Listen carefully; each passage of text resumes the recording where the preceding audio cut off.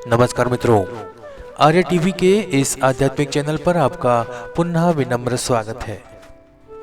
आज के इस नए एपिसोड में हम मनाचे श्लोक के 150वें श्लोक का विवेचन सुनेंगे। तो आइए शुरू करते हैं आज का एपिसोड।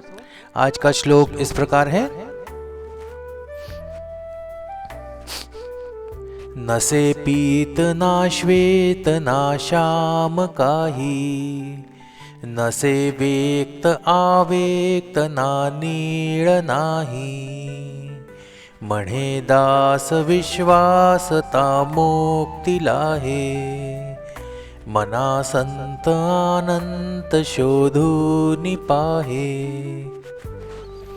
मराठी भावार्थ ऐकूया। ईश्वर हा कोणत्याही रंगाचा नाही, तो पिवळा, पांढरा, काळा किंवा निळा नाही, तो व्यक्त स्वरूपातही नाही आणि अव्यक्त स्वरूपातही नाही, तो कोणत्याही भौतिक रूपाने बंधनात नाही। तरी सुद्धा समर्थ रामदास स्वामी सांगतात की जो भक्त विश्वासाने त्यांच्यावर निष्ठा ठेवतो त्याला निश्चितच मुक्ती प्राप्त होते। म्हणून मनाने संतांचा सहवास करावा आणि ईश्वर स्वरूप अनंताचा शोध घ्यावा। हिंदी भावार्थ सुनते हैं। परमात्मा किसी भी रंग का नहीं है, वह न तो पीला है, न सफेद, न काला, न नीला। वह न व्यक्त रूप में है और न ही अव्यक्त रूप में। वह किसी भौतिक स्वरूप में बंधा हुआ नहीं है। फिर भी समर्थ रामदास स्वामी कहते हैं कि जो भक्त दृढ़ विश्वास रखता है उसे निश्चित रूप से मुक्ति मिलती है। इसलिए मन को संतों का संग करना चाहिए और परमात्मा रूपी अनंत की खोज करनी चाहिए। आइए विवेचन सुनते हैं।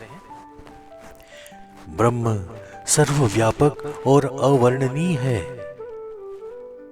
समर्थ रामदास स्वामी अपने इन श्लोकों में कहते हैं कि ब्रह्म का कोई रंग नहीं होता। वह न तो पीला होता है, न सफेद, न श्याम, न नीला, और न व्यक्त होता है, न अव्यक्त। यह अवधारणा अत्यंत गूढ़ और शिक्षाप्रद है, क्योंकि मनुष्य की बुद्धि सामान्यतः भौतिक वस्तुओं को उनके रंग, आकार और स्वरूप के आधार पर पहचानती है, किंतु ब्रह्म इन सब से परे है। ब्रह्म निर्गुण है, अर्थात उसमें कोई भी गुण नहीं है। इस कारण से वह पूरी तरह से अवर्णनीय है। हमारी इंद्रियां जिस स्वरूप का अनुभव कर सकती है, उस दृष्टि से हम ब्रह्म को जान नहीं सकते। ब्रह्म निराकार होने के कारण उसे वर्णहीन कहा जाता है, जिसका कोई रंग ही नहीं, उसका स्वरूप दिखाई नहीं दे सकता। ब्रह्म की इस स्थिति को समझना अत्यंत महत्वपूर्ण है। संस्कृत वाङ्मय में ब्रह्म के स्वरूप का वर्णन करते समय नेति नेति, यह नहीं वह भी नहीं शब्दों का उपयोग किया गया है। इसका अर्थ है कि जो कुछ भी हमारे अनुभव में आता है वह ब्रह्म नहीं हो सकता, क्योंकि ब्रह्म अनुभव की सभी सीमाओं से परे है। इस दर्शन को स्वीकार करके ही ब्रह्म की वास्तविक पहचान संभव हो सकती है। वेदों में ब्रह्म को सत्य ज्ञानम अनंत ब्रह्म कहा गया है, जिसका अर्थ है ब्रह्म सत्य है, वह शुद्ध ज्ञान स्वरूप है और अनंत है। उपनिषदों में 4 महावाक्य प्रसिद्ध हैं जो ब्रह्म के स्वरूप का स्पष्ट विवेचन करते हैं। प्रज्ञानम ब्रह्म, ऐसा ऋग्वेद कहता है, ब्रह्म ही परम ज्ञान है। अहम ब्रह्मास्मि, बृहदरण्यक उपनिषद में यह कहा गया है, मैं ही ब्रह्म हूं। और तत्वमसि, छांदोग्य उपनिषद में कहा गया है, तू ही ब्रह्म है। अयम आत्मा ब्रह्मम, मांडुक्य उपनिषद में कहा गया है, यह आत्मा ही ब्रह्म है। और भगवत गीता में भगवान श्री कृष्ण अर्जुन से कहते हैं, अहम आत्मा गुणाकेश सर्वभूताशय स्थितः अहम आदिश्च मध्यम च भूतानामंत एव च। हे अर्जुन, मैं सभी प्राणियों के हृदय में स्थित आत्मा हूं। मैं ही उनकी उत्पत्ति, मध्य और संहार का कारण हूं। ये वचन ब्रह्म के अवर्णनीय स्वरूप और उसकी सर्वव्यापकता को स्पष्ट रूप से प्रकट करते हैं। ब्रह्म निर्गुण और अवर्णनीय होते हुए भी उसकी अनुभूति के लिए कुछ निश्चित मार्ग हैं। वेद और उपनिषदों में कहा गया है कि आत्मज्ञान के माध्यम से ही ब्रह्म की प्राप्ति हो सकती है, किंतु इस ज्ञान मार्ग पर चलने के लिए श्रद्धा, समर्पण और उचित साधना आवश्यक है। समर्थ रामदास कहते हैं कि केवल बुद्धि के सहारे ब्रह्म के स्वरूप को पहचानना, समझना बहुत कठिन है। जिसकी बुद्धि ब्रह्म तक पहुंचने की क्षमता नहीं रखती, वो यदि केवल तर्क और बुद्धि के आधार पर ब्रह्म को जानने का प्रयास करता है तो उसका प्रयास निष्फल हो जाता है। इसलिए आत्मज्ञान प्राप्त करने के लिए संतों का मार्गदर्शन आवश्यक है।